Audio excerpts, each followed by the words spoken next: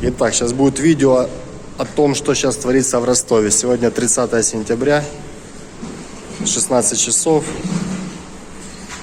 Вот какая погода у нас.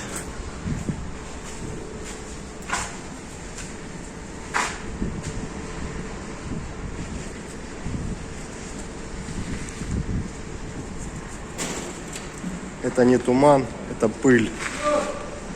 Ростов превратился в пустыню. Сейчас будет, наверное, плохо слышно, но показать надо.